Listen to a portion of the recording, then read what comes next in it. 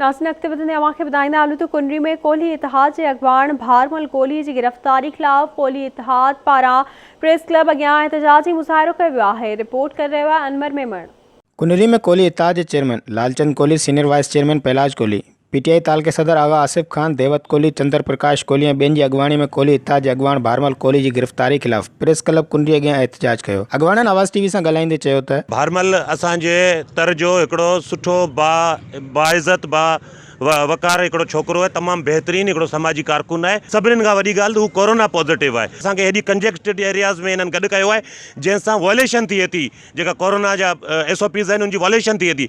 ऐं अगरि हिन हफ़्ते जे अंदरि कोरोना जा जेतिरा बि केस थिया आहिनि उन्हनि जी FIR हिन पुलिस ते ऐं AC ते कटिजणु खपनि, छो त हिकिड़े कोरोना पॉजिटिव खे खणी अची थाणे में उन्हनि लॉकअप कयो आहे। कोहली हिकु समाजी कारकुन है ऐं ही जेका AC जेका हुन ते FIR करे बिल्कुलु हिकिड़ी कूड़ी आहे, छो जो भारमल कोहली 15 ॾींहं खां आइसोलेट आहे। असां जेका आहे सा मुतालबो था करियूं त भारमल कोहली ते जेको आहे सो कूड़ो केस ख़त्म कयो वञे। 4 बजे 4-5 मोबाइलूं भारमल कोहली जे ॻोठ वञी हमिलो कयो आहे ऐं उनखे वञी गिरफ़्तार कयो आहे। उहो जेको कोरोना में मुब्तला आहे ऐं पुलिस गर्दी जी असां सख़्त लफ़्ज़ में मज़म्मत करियूं था ऐं AC जेको केस दाख़िल करायो आहे असां चऊं था त जांच करे अगरि AC कूड़ो केस दाख़िल करायो आहे त AC खे मुअत्तल कयो वञे ऐं उन ते केस AC ते दाख़िल कयो वञे। अहिड़ी को ॻाल्हि ई कोन्हे। राति असां पंहिंजे घर में सुता पिया हुआसीं, राति जो 5 बजे उथी आया आहिनि ऐं हर खट ते विया आहिनि, हर असांजा ॿार बचनि खे टार्चर कयो आहे, धक आया आहिनि, उथारिया विया आहिनि ऐं अहिड़ो असां सां ज़ुल्म कयो वियो आहे। ऐं चवां